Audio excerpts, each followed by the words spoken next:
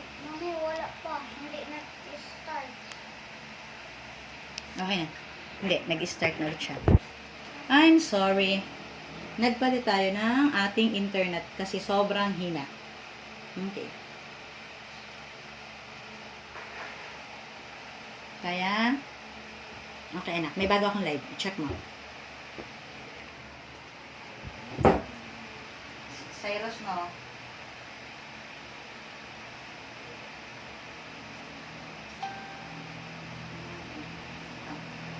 Okay, I'm sorry, Ann. Okay. Okay, I'm really sorry. Sorry po sa lahat. Kita ba? Anak, kita mo.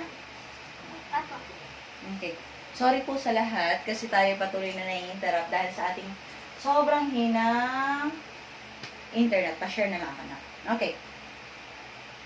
So, sabi ko nga kanina, sorry, sobrang sorry. Sabi ko nga sa kanina, isa sa reason kung bakit tayo nagkakasakit, dahil wala tayo,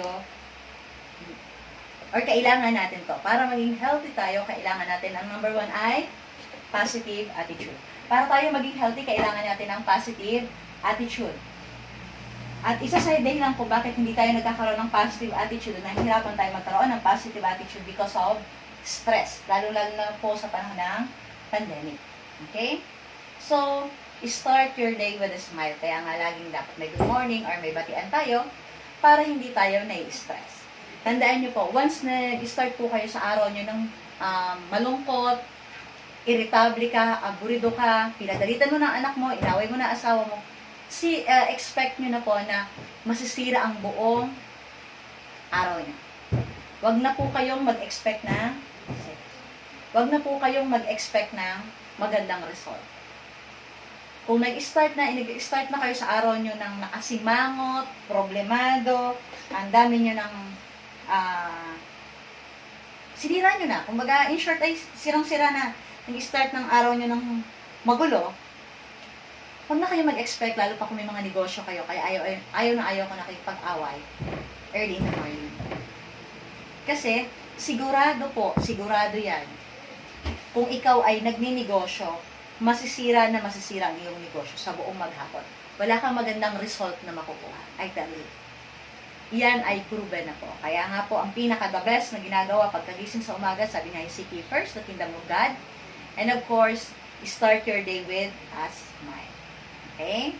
Kaya ang mga taong aburido dyan, palit-palit na po tayo ng ating aura pagka-umaga. Pagkagising sa umaga, tayo mag-smile at mag-good morning sa ating mga kasama. Next po, syempre, tayo dapat magkaroon ng healthy lifestyle. Okay. Sa panahon ng pandemic, sa panahon po ng COVID, very timely ang ganitong discussion. Kasi ang iba nagtatanong, bakit kami nagkakasakit? O bakit may namamatay? Aside doon sa dati na silang may ibang sakit, ang dami nating question, bakit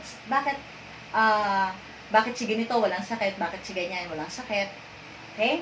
Pero kung papansinin po natin, nakakita nga ako ng post ng isang doktora, na ang baga, ang lungs ng mga pasyente nila na may COVID ay halos wala na.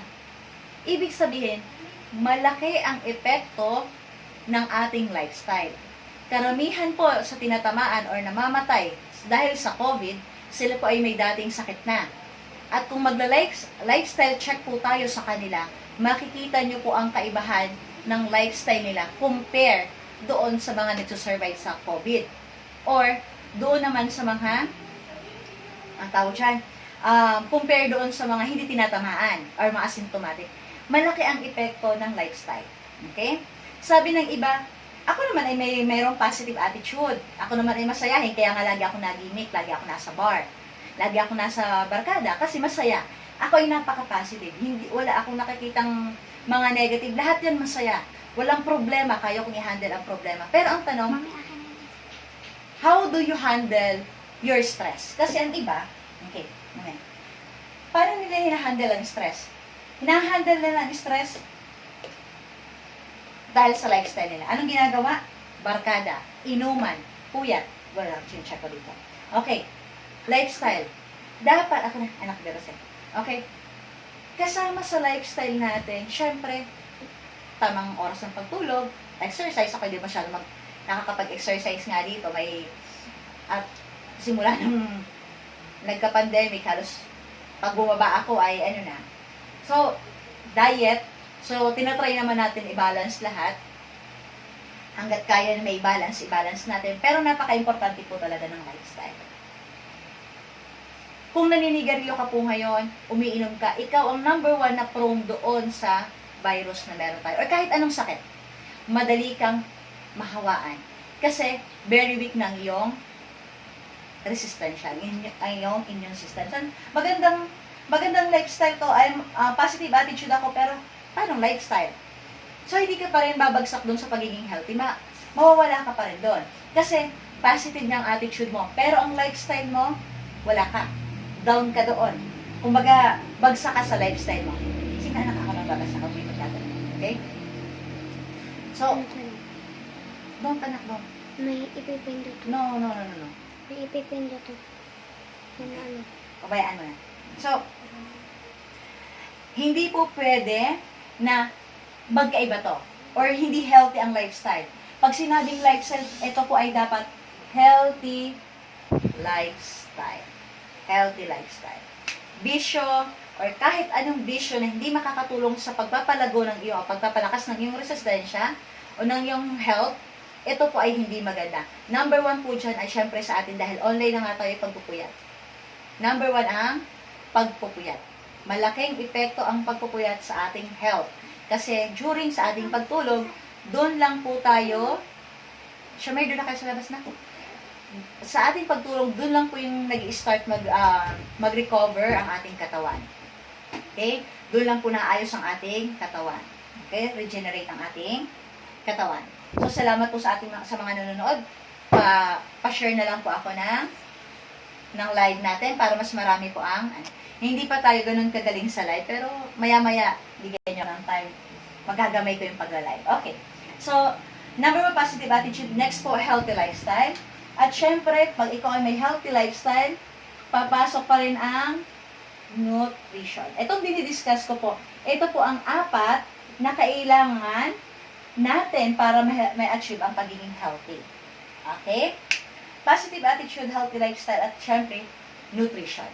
Sa panahon po ng pandemic, o kahit hindi pa na nga po panahon ng pandemic, highly recommended po ang pagkain ng mga gulay. Okay?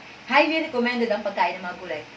Sabi ko nga ang laki ng tinaba namin, laki ng binagdag ang weight namin simula nung mag-pandemic. Pero, yun naman ay kahit, dahil nga wala masyadong exercise, wala masyadong ginagawa, pero na-realize ko, kung ang kinakain pala namin, ng pamilya namin, ay meat, processed food,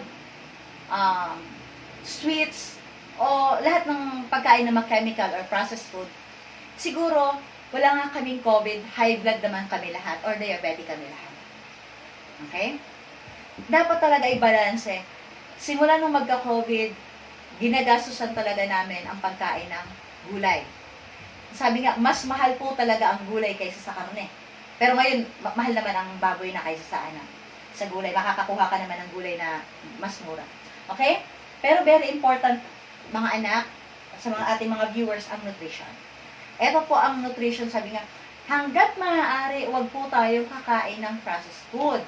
Kami, nakakakain din kami ng processed food. Hotdog siguro, once a week, yung 1 kilo once a week. Chicken, yung chicken hotdog. Pero bibihira. Ano pa kami? 8 pa kami na kumakain. So, kukunti na lang. Processed food, pag no choice na talaga, or medyo nagmamadali. Pero, bibihira po talaga. Okay? Kasi, pinaka-prone po sa sakit ang mga processed food. Ang tao na may hilig sa mga junk food, processed food, mga meat na, lalo pa yung mga manok natin ngayon, ang manok natin ngayon, dati 45 days, ngayon ay 20-25 days na lang po. Ibig sabihin, ang mga kinakain natin ngayon, kaya nga ang sakit po ngayon, ang tawag na sa mga sakit ngayon, ang lifestyle disease. Lifestyle disease po, dati po ay hereditary or ngayon po ay lifestyle disease. Kung ano ang kinakain mong madalas, yun ang magiging sakit mo. Kung ikaw ay mahilig sa sweets, magiging diabetic ka. Kung mahilig ka sa meat, magiging high blood ka o magkakaroon ka ng sakit sa puso. Okay po?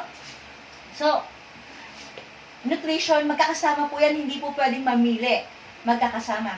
At dahil po, wala na pong healthy or wala nang bibihira ang organic at can't afford naman karamihan ngayon. Kahit ako ay can't afford ako ng mga organic food, organic na mga gulay, lalo pa yung nasa market na ay mahal-mahal.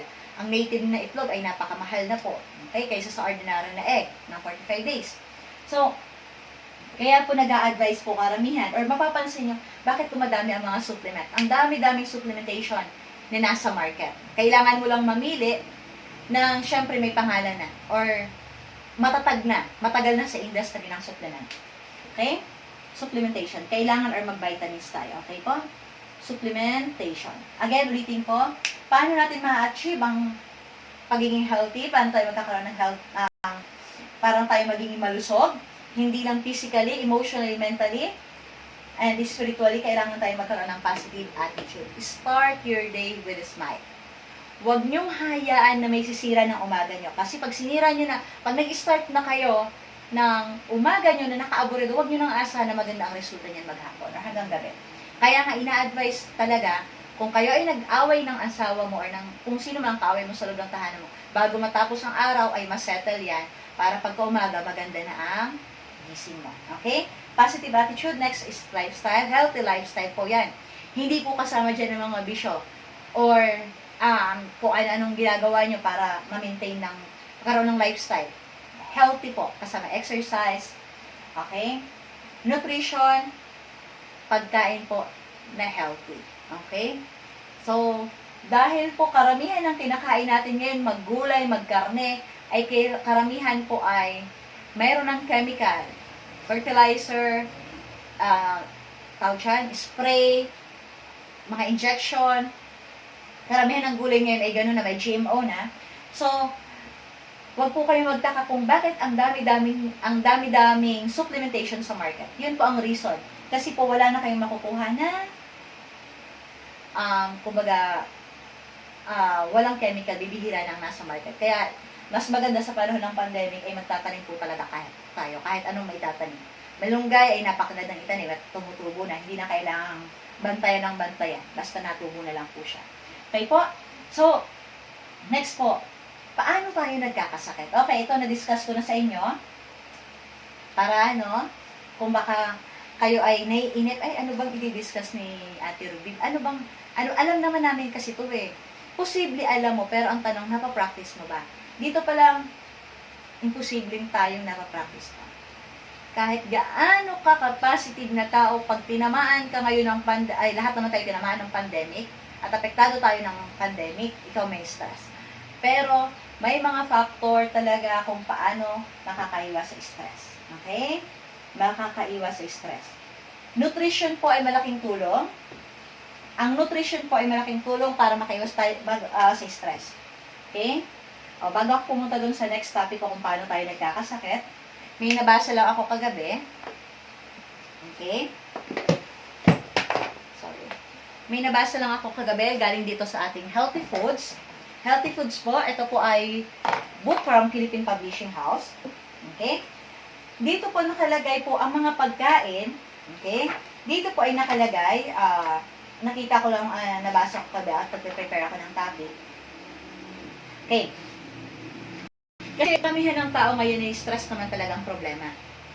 Hindi na natin yung kahit nga sabi natin kami nga nagdidivisorya kami, pumapasok kami sa divisorya kahit alam namin delikado at ang virus. Pero, lahat tayo kailangan ng trabaho, ng hanap buhay. So, apektado tayo ng stress. But, malaking factor pala ang nutrition para makaiwas tayo sa stress. Kasi, pag na-stress ka, ang bagsak niyan lagi ay depression. Kaya, simula nung mag-start ang pandemic, marami na po ang nagpapakamatay. At hindi na-handle ang stress. Okay, bago ako pumunta sa ibang topic, kaya hindi share na lang po, salamat po sa 7 viewers natin. Pa-share na lang po ako ng ating live. So, may nabasa po ako dito. Ito po ay healthy foods. Ang nakalagay po dito, ano ang mga pagkain na dapat sa ating sakit. Okay. Una pong nabasa ko dito yung stress. Okay? Sabi dito, syempre, ang causes ng stress sa mga pangyayari sa ating buhay na hindi natin na-cope up. Okay? Maraming reason kung bakit tayo na-stress. Okay? Ano ang epekto ng stress? Ang epekto ng stress, ano po ang epekto ng stress? Can affect, makinig po kayo can affect all organs of the body. Kaya nga kung may cancer ka, or ikaw ay may sakit, or kahit anong sakit, iniiwasan sa pasyente ang may stress. Number 1 po, ako na-experience ko yan nung nagka-flu ang mga bata. Ako na-stress, ako na hospital. Dahil lang sa, nagkaroon na yata ako ng anxiety na. Dahil sa panic, kasama na rin yung panic attack. Okay? So, while stress can affect all the organs na nagpa-function sa ating katawan, pero yung stress ay nakakoncentrate po saan? Sa ating heart. Okay? Kaya karamihan, pag ikaw ay stress na tao, sigurado ang sakit mo ay sa puso. Cardiovascular system ang laging tinatamaan ng stress. Okay po? So, kasi, pag nai-stress tayo, ang ating puso ay lumalaban yan. So, nagkakaroon, mas lalo tayo nahihirapan. Okay? Ang pinapahirapan natin, or nauobliga ng malaking part, malaking trabaho ang ating puso. Cardiovascular natin. The immune system, syempre, humihina ang ating immune system, hindi siya makapagtrabaho ng maayos kung tayo ay stress, at ang stress can lead to cancer. Lahat tayo ay may cancer cells sa katawan. At kung alam mo sa pamilya nyo po ay mayroon na po kayong cancer, or sa family nyo, may history na ng cancer, number 1 na pakakaiwasan nyo ang may stress. Kung sa pamilya nyo po ay may stress, may namatay na po dahil sa cancer, iingatan mong or iiwasan mo, wag ka dapat talaga, wag kang may stress. Okay? Kasi ikaw ay mabilis mo ma-activate ang iyong cancer cells. Okay? Food or nutrients. Certain foods can help the body adapt to stress. O may mga ganun palang pagkain. So, may mga pagkain pala talagang tawag siya, nakakapag-adapt, while others weaken. Okay? So, ano ang kailangan natin dabihan? Kung ikaw ay prone sa stress, kasi alam mo naman kung madali kang may stress na tao, ramdam mo naman sa sarili mo na, ako ay pag may ganitong problema, madali ako na-stress, madali ako na-apektuhan. Okay? Unang-unang kailangan natin ay protein, mga soya product. Kailangan natin protein. Okay? Sa tokwa, taho, soy milk. Kaya malaki ang protein, syempre. Okay? Carbohydrates. Okay, ulitin ko po ano ang kailangan nating damihan sa ating katawan kung tayo ay stress. Pero, itong mga sinasabi ko kasi nagkakaroon misunderstanding. Pag binigyan mo sila ng mga ganitong recommendation, food. During stress, saka lang nila yung ginagawa. Ang mga pagkain po ay hindi gamot. Ito po ay dapat kinakain or on daily basis po ang pagiging healthy. Hindi po ang pagiging healthy ay kung kailan ka po na-stress, saka kakakain ng maraming protein. Hindi po yun tama. Okay? Dapat po, wala ka pang sakit, wala ka pa dun sa problemang yon, aagapan mo na siya. Dahan-dahan. So, kailangan mo magkaroon, kung ikaw ay mahina ang inyong emotion, madali kang maapektuhan sa mga pangyayari sa labas, okay? Kailangan mong damihan ng ating protein. Carbohydrates, walnut, bibihira sa Pilipinas, almond, bibihira din naman, pine nut, chickpea, wet germ, vitamin B, o doon na lang tayo sa vitamin B vitamins and vitamin C. Okay? Yan po mga kailangan nating damihan. Ano naman ang ating tatanggalin? Ang ating tatanggalin, stimulant beverages, alcohol. Kaya naman po pala, sabi ng iba, ako'y iinom, may mga taong pala inom kasi stress siya. Ang sabi po dito sa ating librong binabasa, hindi po ito gawa-gawa lang kung sino, ito po ay gawa ng mga medical doctors at maraming research ang ginawa. Number 1 na dapat iwasan natin pag tayo ay stress or eliminate, reduce or eliminate, ibig sabihin tanggalin natin totally, ang alcohol. Okay? Kasi ang alcohol ay malaking epekto sa nervous system natin. Pag hindi healthy ang ating mga organs, hindi makakapag-function ng maayos ang ating utak, ang ating organs. Apektado yun. At number 1 na apektuhan ng ating nervous system ng alcohol and white sugar. Okay? Ulitin ko po. Kung ikaw ay madaling may stress o ikaw ay may stress palagi, ano ang dapat mong tanggalin? Stimulant beverages, yung nakakapalakas ng ano. Next, alcohol and white sugar. Okay? Mas healthy po kasi talaga ang hindi white, yung mga brown sugar. Mas tumalo nga diba? White sugar. Okay, next po. Okay? Okay, depression. Okay? Karamihan, pag may stress ka na, ang bagsak talaga niyan ay nadidepress. Sabi ng iba, okay? Pero i-discuss ko rin yan mamaya, bago ako sa, ayan. So, nagkakaroon ng nadidepress. Karamihan sa atin ay nadidepress. Okay. Okay, so, ang tanong, paano po ba tayo nagkakasakit? Anong dahilan? Bakit napaka-healthy naman? Ingat na ingat naman ako. Paano ba? Ano ba ang dahilan ng pagkakasakit? Okay, erase ko na po ito, no? Mamaya pwede po kayo magtanong kung may mga gusto po kayo i-clarify. Wala dito. Okay? So, ang dahilan ng sakit, hindi lang COVID.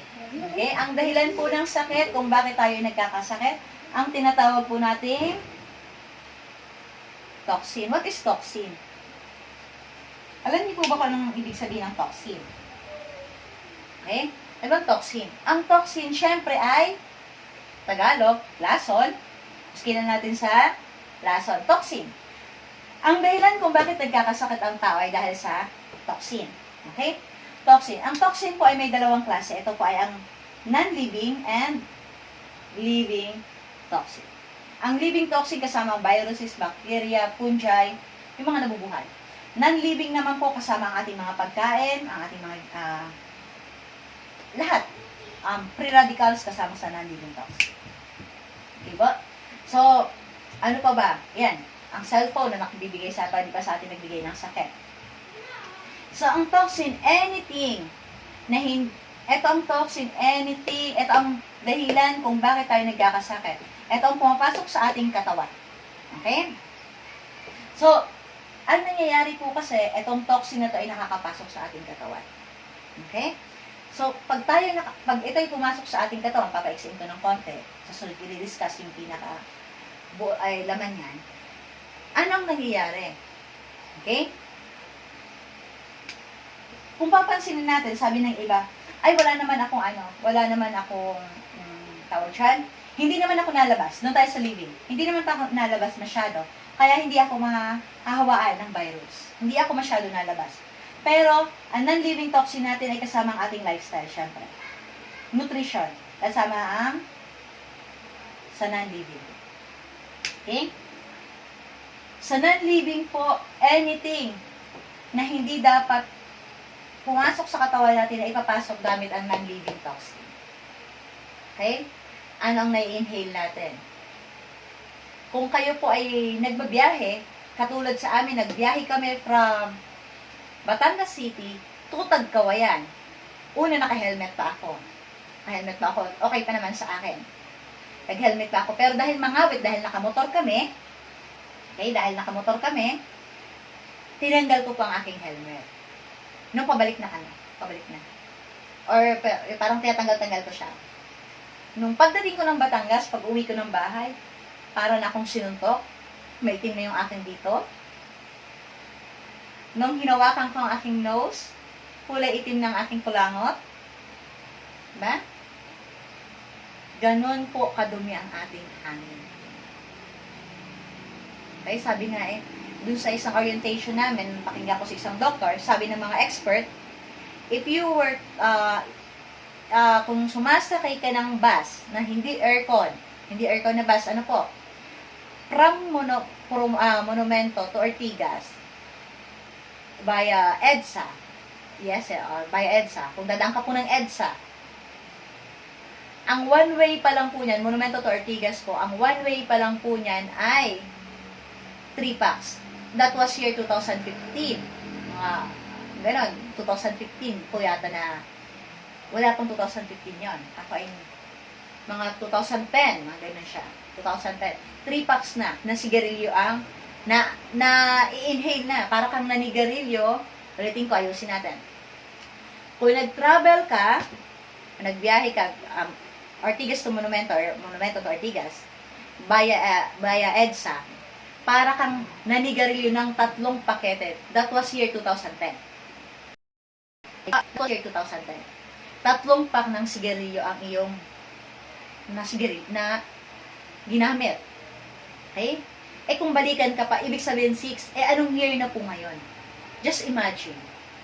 Kaya ang laki, kung papansinin natin, lahat naman tayo nakapansin, nung time na nag-lockdown po talaga, yung first lockdown po na nangyari, first ECQ, anong nangyari? Makikita natin na lumiwanag po talaga ang kalangitan.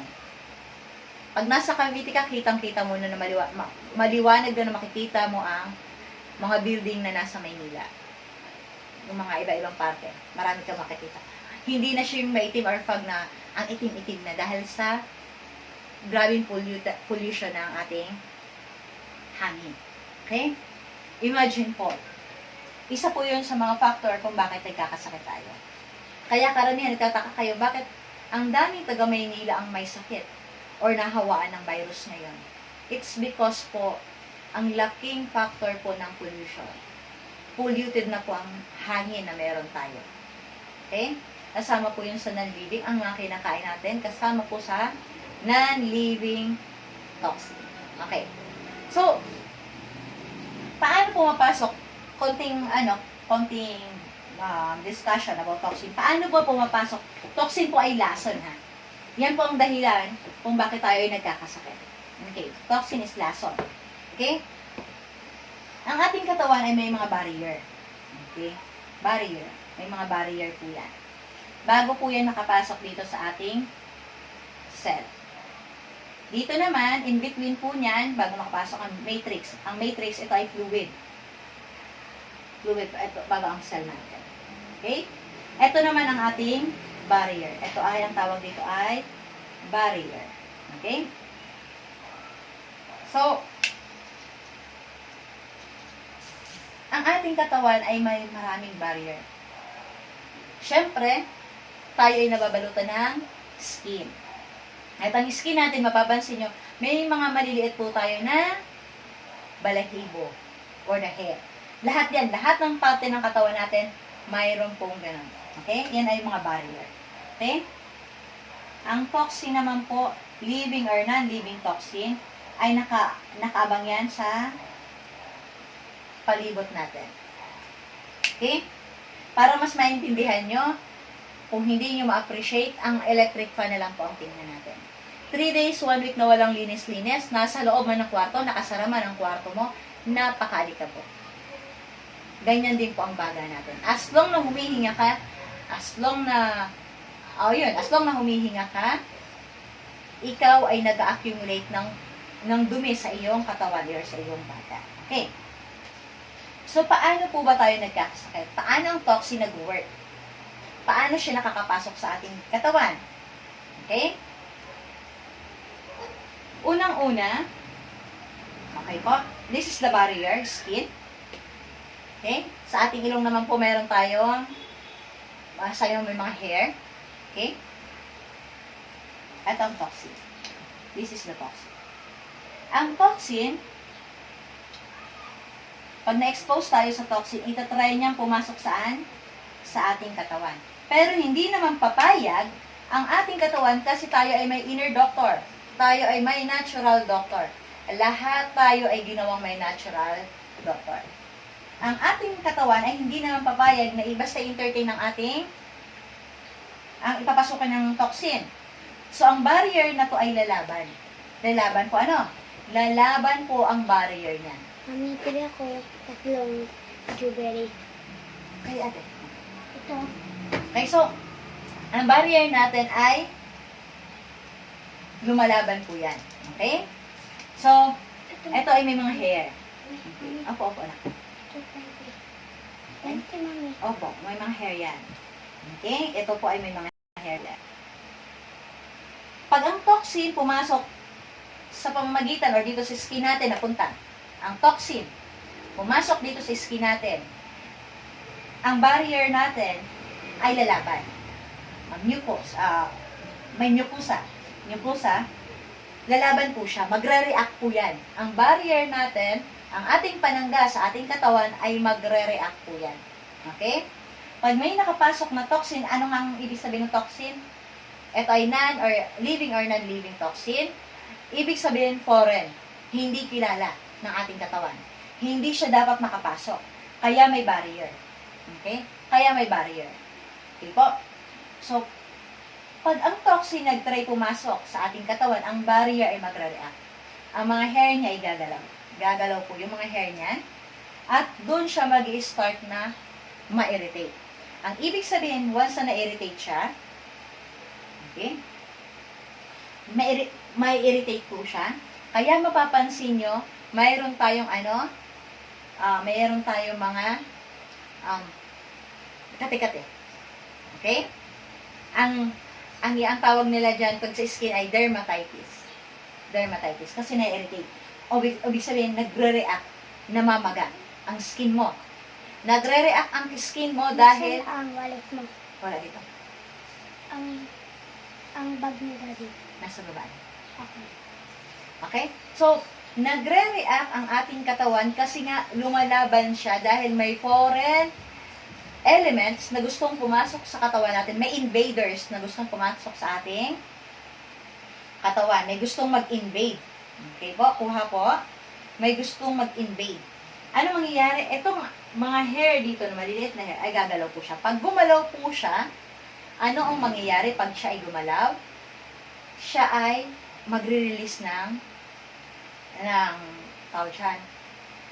Magre-release din siya ng doon sa mucosa niya, magre-release din siya ng kanyang way kung paano niya ilalabas ang toxin. Paano niya maiwasan ang toxin na yon. Okay? Kaya doon ay namamagan, i-irritate. Pag na-irritate doon, ang tawag natin doon pag sa skin ay dermatitis, or mas kilala sa allergy. Ibig sabihin, may nakapasok sa ating katawan na hindi dapat napunta doon.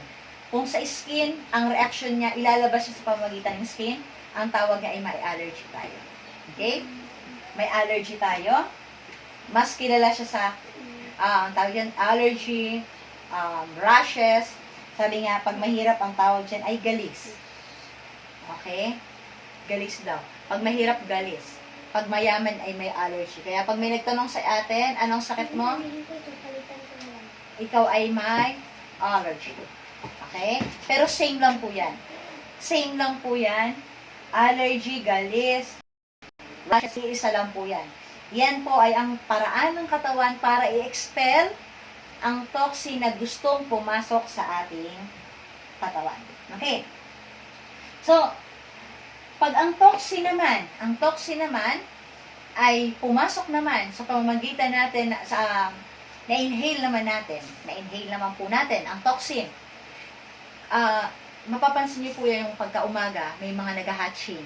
Ibig sabihin, may mga maalikabok na ang tahanan natin. Okay? Pag nag-hatching na yan, pag nakapasok dyan sa ating ilong, okay, may irritate na kasi may mga buhok yan, hanggang dito sa ating lalamunan, ating baga, pag na-irritate yan, nag-snish tayo. Okay? Huwag niyong ipakontrol, pabayaan niyong lumabas yan. Pero ngayon, magtakip po tayo. Okay? Magtakip. Kasi yan ang way ng ating katawan para ilabas ang toxin na pumasok sa ating katawan. Pag hindi kaya nakalusot, galing sa ilong natin, nakalusot, nagre-release ang ating katawan ng mucus. Mucus, malapot. Tubig na malapot kasi yun ang paraan ng ating katawan para ilabas or papalaputin niya, i-cover niya yung virus, yung germs na pumasok sa ating ilong. Mag-release ang ating katawan ng malapot para yun ay mailabas. Okay? Tawag doon ay mucus or galing sa mucus o mas kilala natin sa pangalan na sipon. Okay? Tuloy-tuloy tayo, nagiging plema siya. Kung hindi siya pa rin matanggal, ay napupunta sa ating baga. So, kasi karamihan ay natakbo sa ospital, sipon, lagnat, hatching, rashes minsan, pag hindi pa naman, no. Yun ay mga way ng, etong sipon, lagnat, pagsusuka, pagtatae, rashes ay mapapansin nyo karamihan sa baby. Kasi ang baby, ang baby, malakas pa ang kanilang inner doctor. Kaya pag may pumasok na toxin sa kanilang katawan, ini-expel agad yan ng katawan ng bata. Samantalang naman sa may edad na, hindi na ganun kalakas ang ating inner doctor, hindi na masyado familiar. Bili ko yan po. Sabi na lang natin ay sanay na. Sanay na ang ating katawan sa mga toxin, sa mga dumi. Okay? Sanay na ang ating katawan. So, pag ang toxin nakapasok sa ating katawan, or minsan, pag weak na ang ating barrier, pag mahina na ang ating immune system, ang ating barrier, manhid na ang ating barrier, hindi na makapansin, may mga times na ang toxin ay dumay direkta at nakakapasok na sa matrix or sa fluid, sa loob na ng katawan natin. Nasa loob na ng katawan natin, pero take note, wala ka pang sakit. Wala ka pang sakit. Pag ang toxin nakapasok dito sa ating katawan, kasi kung nare-recognize ng barrier ng ating katawan, ang unang reaction niya, nagkakaroon tayo ng sipon, lagnat, rashes, nare-recognize. Sinisikap ng katawan natin na expel, ilabas ang toxin na pumasok. Pero may mga times din na ang toxin ay natalo na. Nakakapasok siya, hindi na napapansin. Wala ka nang mapapansin. Dito, hindi napansin ang barrier mo ng ating katawan. Ang toxin ay direktang pumasok sa loob ng ating katawan, napunta siya doon sa tinatawag nating matrix. Ang matrix na yan ay fluid po siya sa ating katawan, mostly water. Ang toxin ay doon po siya papasok sa ating katawan at doon po siya magmo-multiply. Okay po? Doon po siya magmo-multiply. Magmo-multiply ang toxin sa ating katawan hanggang to the point na ang tawag na po sa iyo ay, ikaw po ay mayroon ng, yes anak. Wag anak, wag. 2%. Di ano naman. Wait lang. Ito pa. Hanggang to the point na ikaw ay sa sobrang dami na ng toxin, ito na ang pinaka magandang topic natin. Pag ang toxin ay nakapasok na sa loob ng ating katawan, take note, wala ka pa pong sakit niyan. Wala ka pa pong sakit niyan.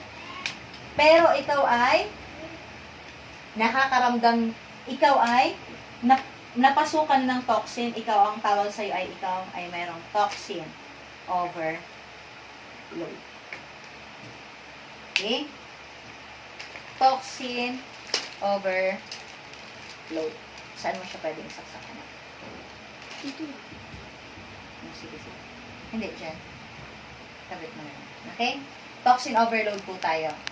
Pag ang toxin nakapasok na sa matrix natin, sa barrier ng ating katawan, ikaw ay magkakaroon ng ang ring light ang tanggalin mo. Toxin overload.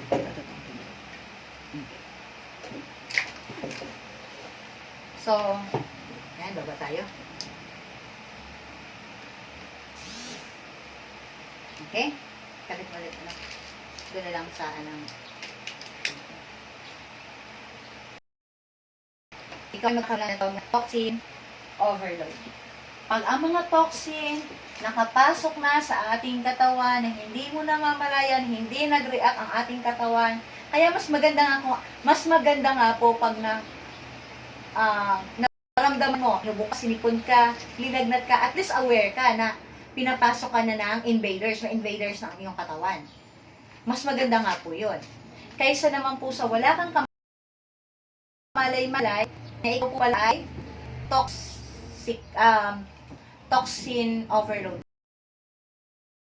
Maraming po sa iyong katawan. Okay?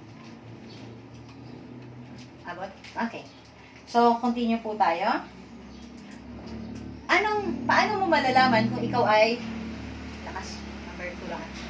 Okay? Paano mo malalaman o paano natin malalaman na ang katawan mo ay punong-puno na ng toxin? Ulitin ko, ang toxin ay lason. Anything na hindi dapat nasa katawan mo, anak ko, gupit na.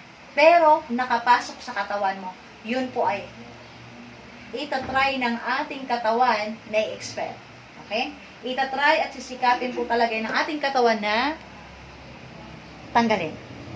Okay? Pero, may mga times po na nakakapasok po talaga ang toxin sa ating katawan ng hindi natin namamalayan. That's why we will end up na magiging overload na. Nag-overload na ang toxin sa ating katawan. Okay? No, grabe na ang toxin. Okay?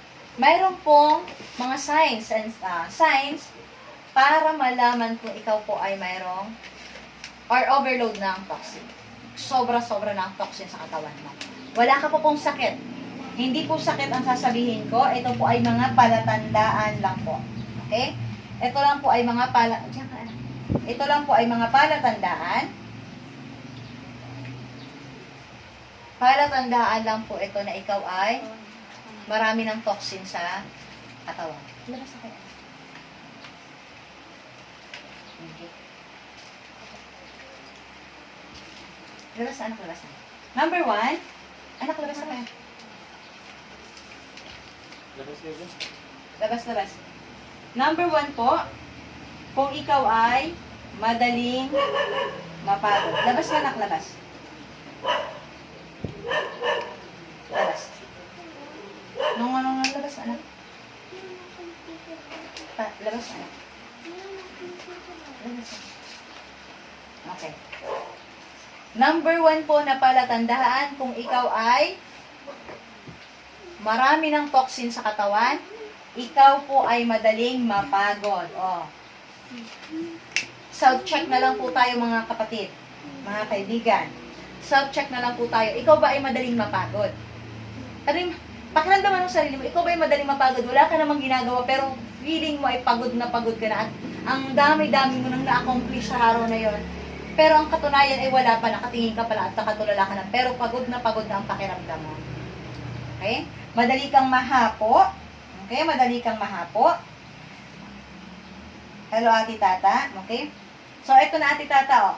Pag ikaw ay punong-puno na ng toxin sa ating katawan, okay? Isa sa palatandaan na ikaw ay marami ng toxin sa iyong katawan kung ikaw ay madaling mapagod. Madali kang hapuin, wala kang hika. Hindi hika yan. Okay? Pero pakiramdam mo, ikaw ay madaling mapagod. Ibig sabihin, punong-puno ka na ng toxin sa iyong katawan. Marami ng toxin, kailangan mo nang maglinis. Ang toxin po, naaalis lang po yan sa katawan natin through sa paglilinis. Okay? Sa paglilinis po. Next po. Number 2, na palatandaan. Palatandaan na ikaw ay may signs kung ikaw ay toxin overload na, ay madaling makakalimutin. Poor concentration. Kuha po. Poor concentration, makakalimutin. Okay. Akala ko dati, kasi ang natural na biruan natin, sabi natin, makakalimutin ka na tumatanda. Pero hindi po pala yung totoo.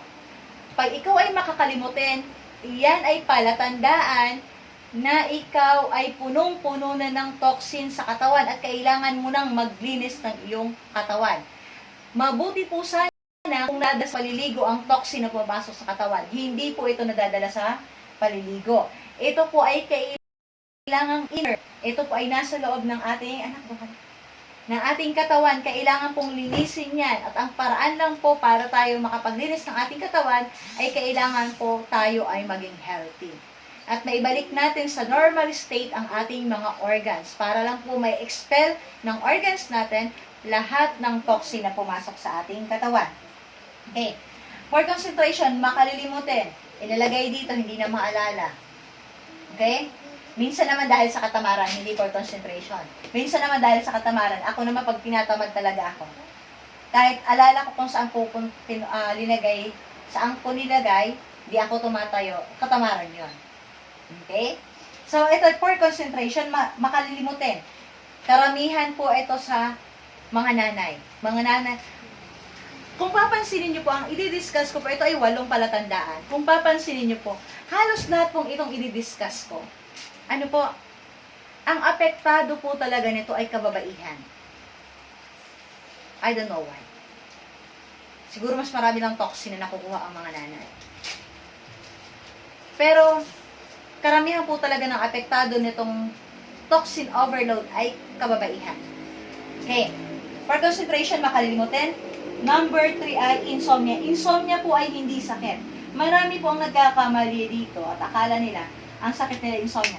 Pagkakaroon po ng insomnia ay hindi po sakit. Ito po ay palatandaan na marami ng toxin ang iyong katawan. Okay? And you'll end up na hindi na makatulog. Insomnia.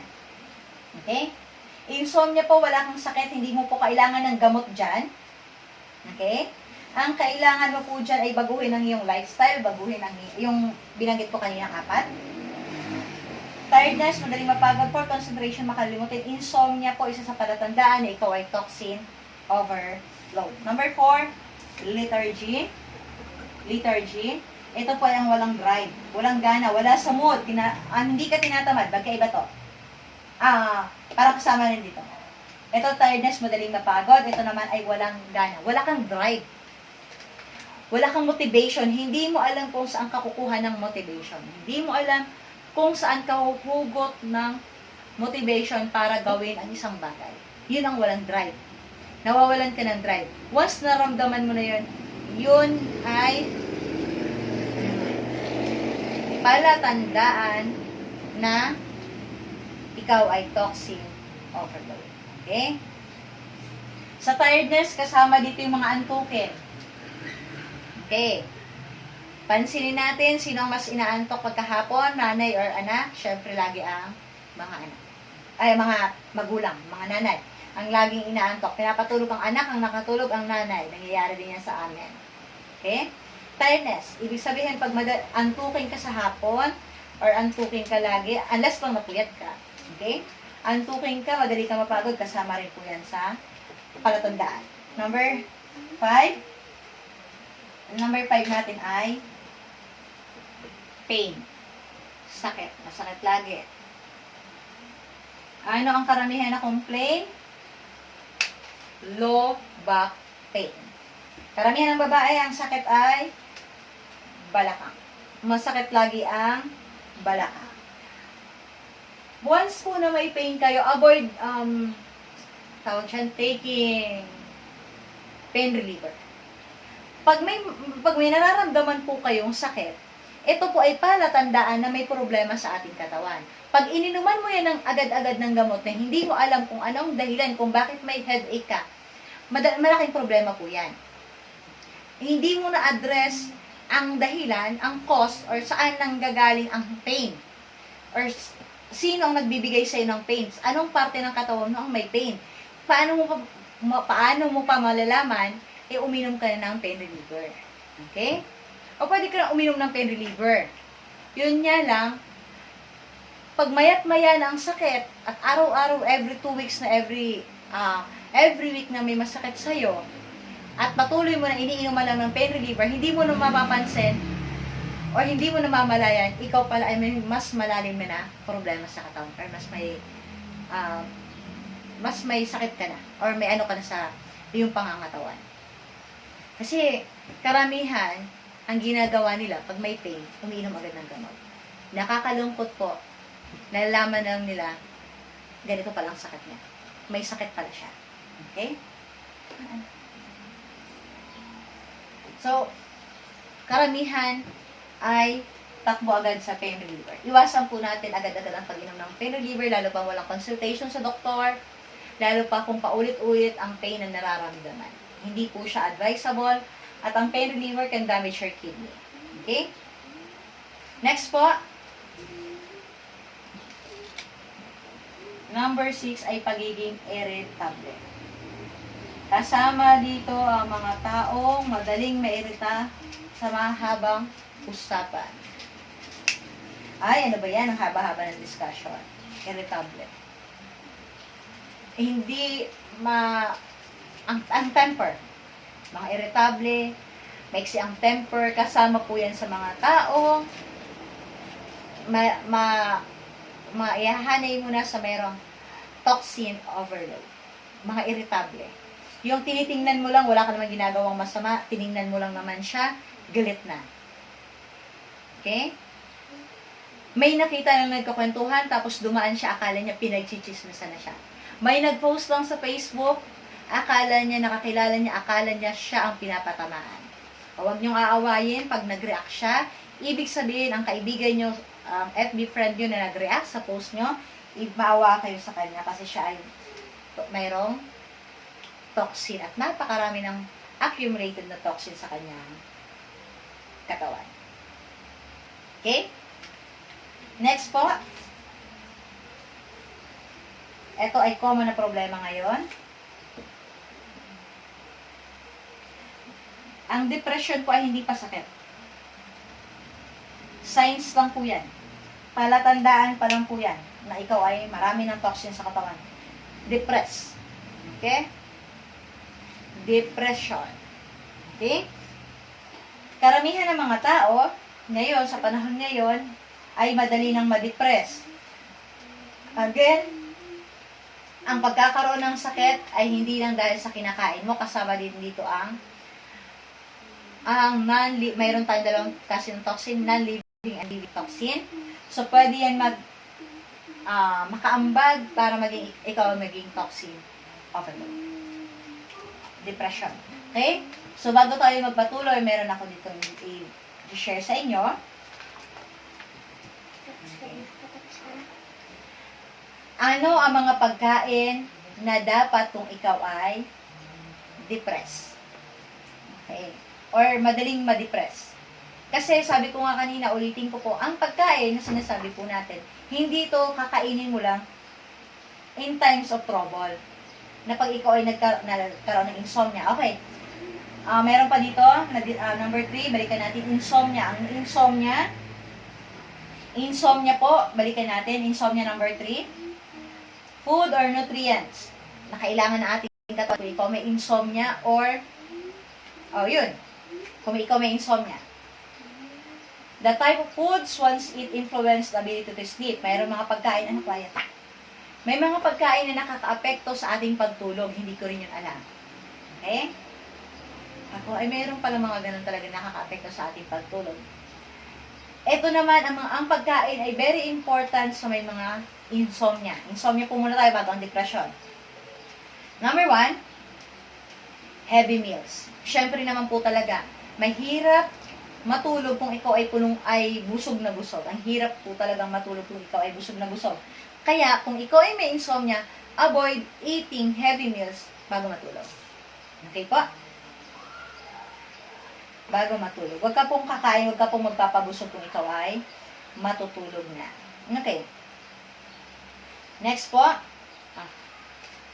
Kahit healthy foods pa yan, kahit sabihin mo, ay healthy naman, nagkakaroon tayo kasi ng akala natin pag healthy yan ay pwedeng pataka lang ang kain, na todo lang ang kain. Hindi po pa rin.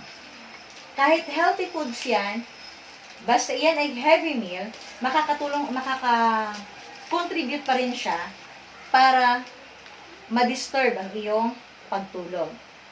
Ideally, para sa ating pagtulog ay sa ating digestion, is not to eat 2 or 3 hours before going to bed. Ibig sabihin, kasi kami ay late kumakain, minsan 7 or 8 o'clock. Okay? So, kung kayo ay maagang matulog, ang iba na nakilala ko, mga tita ko, kumakain sila ng 5 o'clock. 5, 6, 7, 8. 8 pwede na silang matulog. Okay? 8 pwede na silang matulog. 2 or 3. Okay? Pag kumain ka naman ng alas 8 ng gabi, 9, 10, 11 ka pa pwede matulog. Nakuha niyo po? Kaya kung gusto niyo, ang insomnia kasi, ang mga taong may insomnia, minsan, mga alas 6 pa lang, inaantok na yan. Pero dahil sa busy life, ang daming ginagawa pa activity sa buhay, dami pang obligasyon, hindi makatulog sa alas 6. Hindi sila makatulog sa alas 6. Kaya ang nangyayari, pausog ng pausog. At may insomnia ka na nga, ikaw pang magluluto, ikaw pang mag-aasikaso sa bahay, matatapos ka mag-asikaso, magligpit, maglinis, alas 8, alas 9, lipas ng antok mo talaga. Lipas na lipas ng antok mo. Minsan, may mga insomnia pa sila pa ang late kumain. Okay? Minsan, may mga insomnia pa sila pa ang nagmi-midnights na kasi hindi makatulog. Anak, natanggal ang saksak. Okay? So, advice sa atin. Ano po ang advice sa atin? Ang advice po ay 2 or 3 hours before going to bed. Saka ka na kumain ka na dapat. Kung ikaw ay matutulog ng alas 9, nakakaramdam ka na ng antok na alas 9, and please, kung alam mo lang may insomnia ka, may problema ka sa pagtulog, kahit wala ka pang problema, pag ikaw ay inantok na, itulog mo na yan. Ibig sabihin, ang katawan mo ay nagre-request na ng rest. Pag ikaw ay inantok na, iyan ay palatandaan na ang katawan mo ay humihingi na ng pahinga. Hindi siya iniinuman ng kape unless na may trabaho pa. Hindi siya iniinuman ng Coke or ng soft drinks unless na may trabaho pa, sabi ko. Pero pag ang katawan mo ay humihingi na ng tulog, matulog ka na. Okay? Matulog ka na kasi pagod na ang katawan mo, kailangan ng magpahinga. Okay. Again, ulitin ko, kung ikaw may insomnia, para hindi madisturbo ang iyong pagtulog, hindi mahirapan magtulog, gawin mo po ito. Avoid eating heavy meals, kahit healthy foods pa po yan. At syempre, i-avoid talaga ang midnight snack. Okay? The only things that those suffering from insomnia should consume before going to bed is a cup of malt beverages or of sedatives plants with honey. Yung mga tsaa, mga sedatives na mapapatulog, na mga drinks, na mga mga calming effect, may mga calming effect. Sedatives plants with honey. Okay, anong mga kailangan natin damihan na pagkain? Oats, malt beverages, honey, carbohydrates, and lettuce. 5. Okay? Ulitin ko. Anong dapat nating dagdagan na pagkain or nutrients na kailangan ng katawan natin para sa may mga insomnia na? Oats, malt. Ang oats kasi maganda yan inumin, ay kainin na lang kung ikaw matutulog. Mas advisable siya. Lalo pa kung, yun nga, kasi ang hirap nga matulog pag busog na busog ka. Oats, malts, beverages, honey, carbohydrates, lettuce. Okay? Yun po ang kailangan nating i-increase, dagdagan, damihan. Pero hindi lang po sa gabi. Yan po on a daily basis. Hindi ibig sabihin na naka-recover ka na ngayon, ay nakakatulog na ako, stop. Doon po lagi nagkakaproblema sa aming mga pasyente or sa mga customer namin minsan. Iinumin ko to, okay na to, no, pag gumaling ako, stop na. Hindi po. Yan po ay pagkain. Yan po ay pagkain, yan po ay supplementation na kailangan kasama mo, katulong mo para ma-maintain mo ang iyong kalusugan. Lalo pa kung hindi mo kayang i-maintain ang iyong panibagong lifestyle. Kung maling-mali ang lifestyle mo, kailangan mo ng maraming kabayanihan or alalay para i-maintain ang iyong health. Anong kailangan natin tanggalin? Siyempre, mga stimulant na beverages. Chocolate, of course. Minsan, may mga insomnia pa sila pang may hilig sa chocolate. Opo, kasama yan. Spices, anghang. Yung mga meat, matured cheese, protein, and soft drinks. Yan po na stimulant, beverages, chocolate, spices, meat, matured cheese, protein, soft drinks. Yan po ang mga dapat na reduce or eliminate kung gusto mong magkaroon ka ng magandang pagtulog. Insomnia. At syempre, number 1 po dyan ay ang lifestyle. Kung gustong maayos ang iyong pagtulog, kasi very important po ang pagtulog sa atin. Kung hindi ka makatulog ng maayos, siguraduhin ko sa'yo irritable ka pagkaulog. Okay. Next po, depression. Okay, konti na lang to. Isa na lang na signs ito. Okay, depression. Mga pagkain. Okay. Generally po pala, okay, generally, ang mga depressed na tao, sabi ng iba, uy, tumaba ka, kasi na-depress ako. Pag ako'y nadidepress, ay mahilig talaga akong kumain. Yun po talaga ay hindi lang para sa'yo. Baka akala mo na, ang problema ko kasi pag nadidepress ako, kain lang ako ng kain eh. Pag ako may problema, kain lang ako ng kain. Kapatid, hindi lang pala yun ikaw. General po pala yan. Ang tendency ng taong depressed ay kumain at ang paborito ng depressed na tao ay sweets. Kaya ang nangyayari, karamihan ng nadidepress ay tumataba. Okay? Depressed individuals and generally tend to crave refined sweets. Ibig sabihin ng refined kasama yung mga chocolates, mga sweets na mga nandyan sa market, candies, pastries, mga cake, mga tinapay. In general, hindi lang para sa'yo, okay? Para sa lahat, generally, ang buhok ko pala, yung gulo-gulo na. Generally, pag ikaw ay depressed na tao, ang kinikrave talaga ng depressed na tao ay sweets. Okay? Friends, sweets po talaga pala ang kinikrave ng mga depressed na tao. Okay? So, anong dapat natin gawin? Ito-tolerate lang ba to? Anong dapat natin gawin? Okay? Sabi dito, okay, saan ba ako nakuha ng book? Okay, kung gusto niyo rin po magkaroon ng ganitong book, kung mahilig kayo magbasa, ito ay very, very informative at madaling intindihin ang pagkakagawa ng librong to. Healthy Foods by George D. Tamplomad, Roger and D. Medical doctors. Okay po. Ito ay mga plant-based. Okay? Healing plants. Okay? So, mayroon dito iba-iba. Food for the nervous system, foods for the heart, food for arteries, at iba-iba pa. Okay? Anong dapat gawin sa may mga depressed na tao in terms of nutrition or sa pagkain nila? Ang mga matatamis na pagkain, ang mga cakes na craving, ibig sabihin hindi lang ikaw. Ulitin ko, ang mga taong depressed ay natural na nagkikrave ng matatamis at hindi lang basta matamis ang kanilang gustong kainin. Refined sweets. Processed na siya. Hindi natural, hindi organic. Pwede naman kasi pag depressed ka, kumain ng saging. Walang ganon. Pwede ka naman, sweets naman ang apple. Wala pa nga ako nakikitang depressed na kumakain ng mga depressed siya kaya pinapak niya ang apple. Depressed siya kaya pinapak niya ang ubas. Depressed siya kaya papak siya ng papak ng orange. Walang ganon. Ang depression kasi ay nervous system. Ang binibigay na signal ng katawan at ang kinikrave ng taong depressed ay sweets at refined sweets. At ang mga pagkain niyan ay nakakapagpalala ng depression. Okay? Pero may mga kilala naman ako na depressed pero hindi tumataba.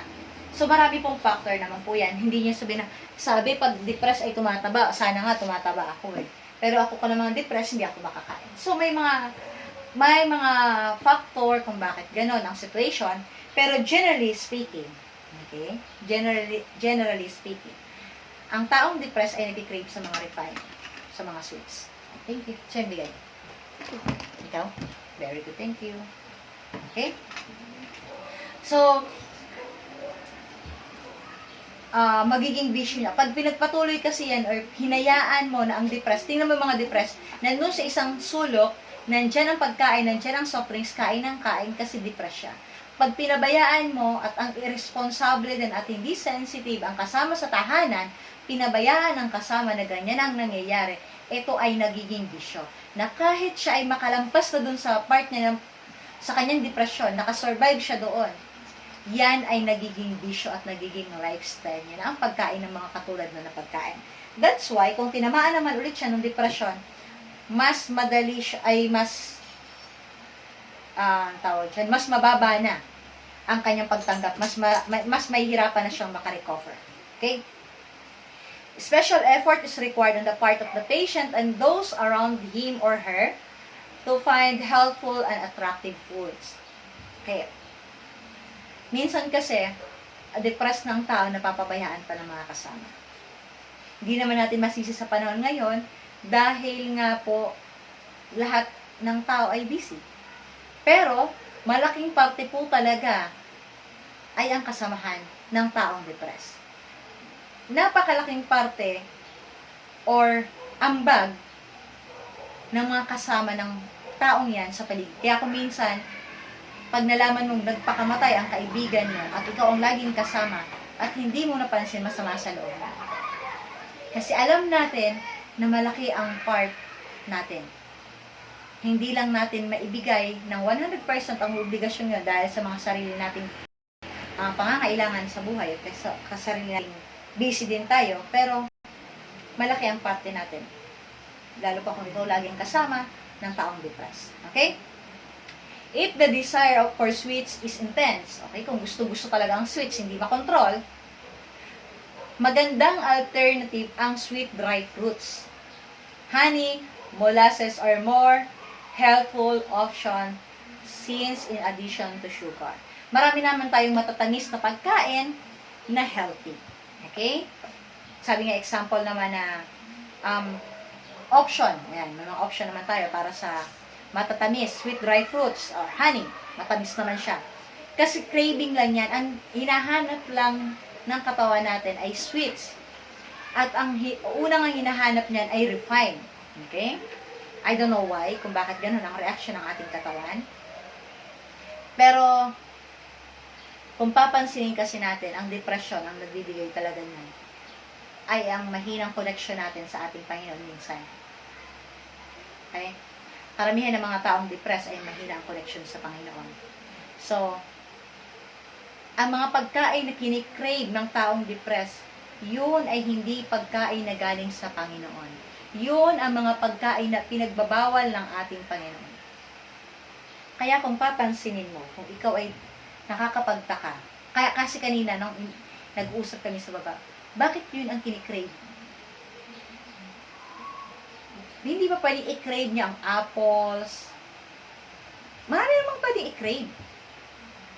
Marami namang pwedeng i-crave ang ating katawan. Pero bakit ganun? Unang-una, pag ikaw ay na-depress, doon, isa yan sa palatandaan na may hina ang koneksyon natin sa ating Panginoon. Okay? Kapatid, karamihan ng depressed na tao ay nakakalimutan kumonekta ng totoo sa ating Panginoon. At ang gusto ng ating Panginoon ay humingi tayo ng tulong sa Kanya, lalong-lalo na pa sa panahon ng tayo tayo may problema at sana kahit wala tayong problema. Isa yan. Kaya kung papansin natin, ang mga pagkain na kinikrave ng taong depressed, yun ay ang mga pagkain paborito ng ating kaaway. Ito ang mga pagkain mag-worst sa ating katawan at sisira sa ating katawan. Ang mga pagkain kinikrave ng taong depressed ay ang mga pagkain magpapalala ng kanyang sakit. At sinong may gusto na tayo magkasakit? Hindi ang ating Panginoon. Definitely na. Okay? So, anong gagawin natin? Kasi kung ang may sakit naman, ang depressed na tao, ang bibigyan mo ng anong tawag dyan? Ang taong depressed, ang mamimili ng pagkain, syempre hindi ngayon ang kinikrave ng ating katawan.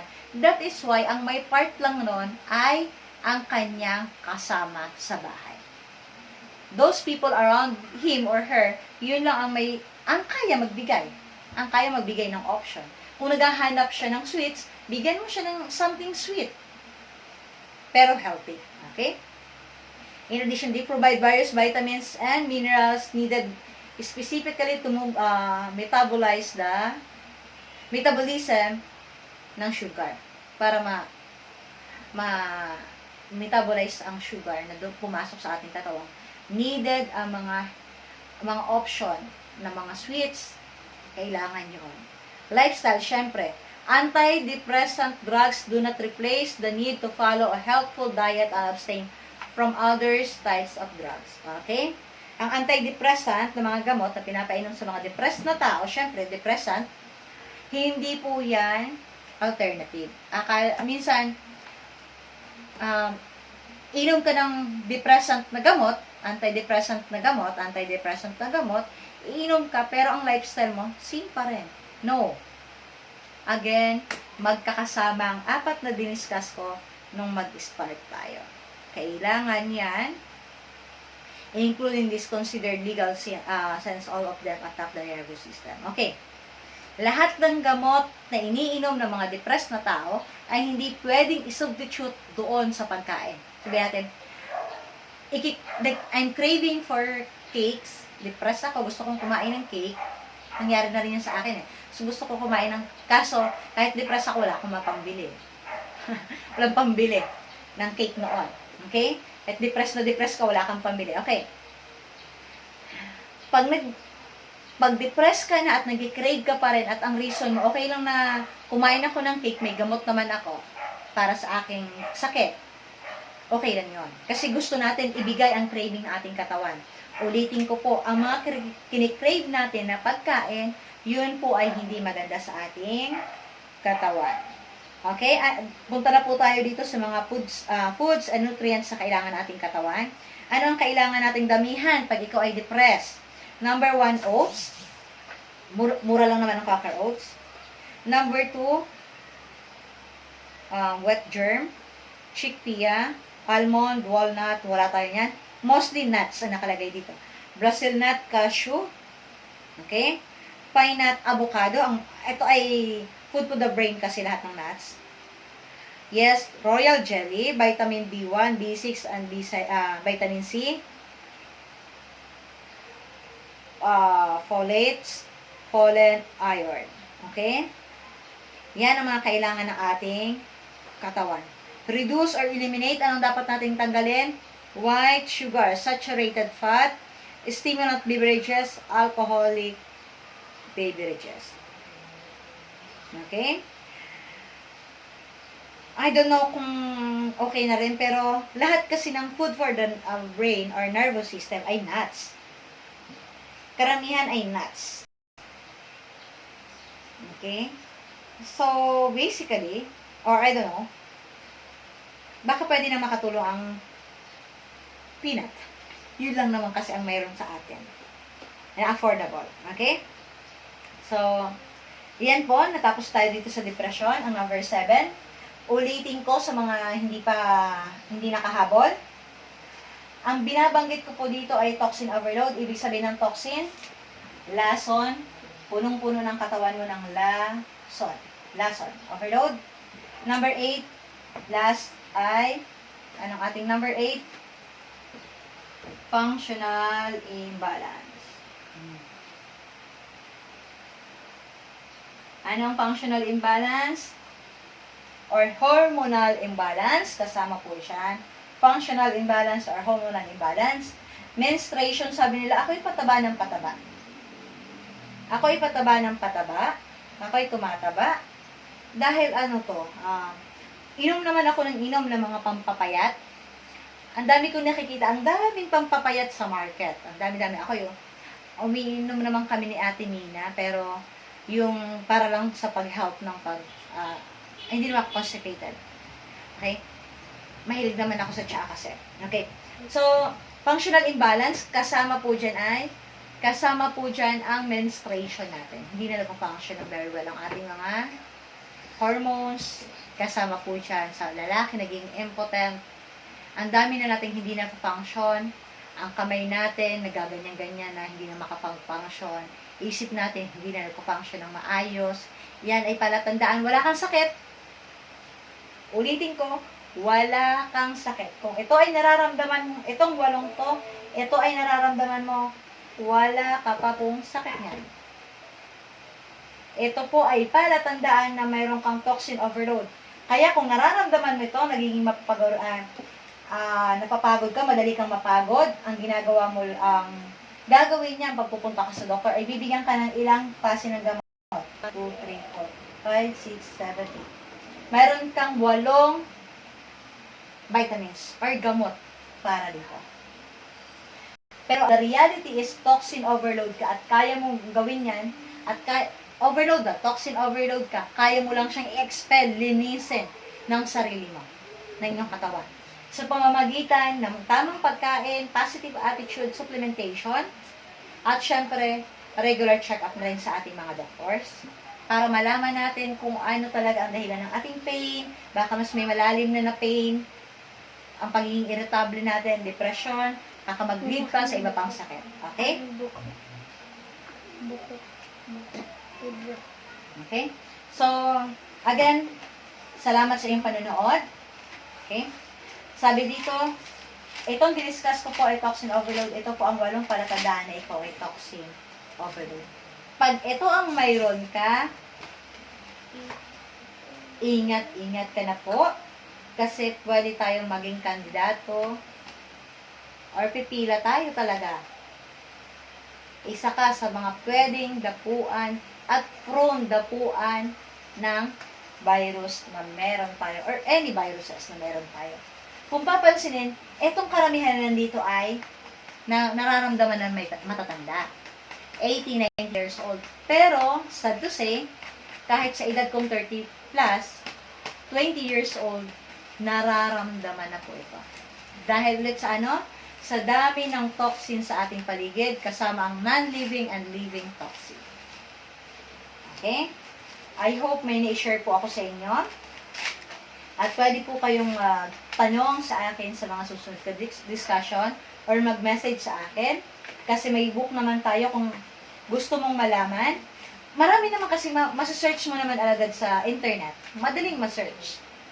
Madaling may-search yan. Pero ang tanong, sinusunod mo ba talaga? May nagmo-motivate ba talaga sa'yo? Minsan kasi, magandang magbasa-basa, sabi ng iba, hindi na ako magbibili ng libro, mga ganyan. Or ayaw ko na makinig sa mga, kasi pwede ka itanong, ayaw ko na magpa-check up. Pero, hindi mo siya magagawang mag-isa. Kahit anong pilit mong, or kahit anong sikap mo, anong gawin mo, hindi mo siya magagawang mag-isa. Kailangan mo pa rin ng kakampi, kailangan mo pa rin ng kausap, kailangan mo pa rin ng dadamay sa'yo sa panahon na ganito. Okay? Sa mga pagkain pong na-discuss ko, hindi po siya gamot. Yan po ay in a daily basis po, kailangan po na ginagawa po siya ngayon. Hindi ibig sabihin na may insomnia ka, lalaklakin mo ang maraming nuts, or kung ano po dyan na pagkain, na healthy, hindi po yan. At pag nag-okay na, nag-normal lang yung pakiramdam, babalik ka ulit sa dating lifestyle. Hindi po yan ganun. Okay? So, thank you for watching. Nasusunod po ulit, ilalagay ko rin to sa YouTube ko, pero ayusin ko lang po. Thank you for watching po. Then, I hope may na-share po ako sa inyo. Medyo slightly mabilis ako magsalita, pero I'm trying my best naman. I'm trying my best naman na mabahos-bahos ang pagiging mabilis magsalita. And then, posted din po ito para may review nyo rin po. Okay na, anak? Okay. Anak, stop mo. Anak, wait lang. Yes.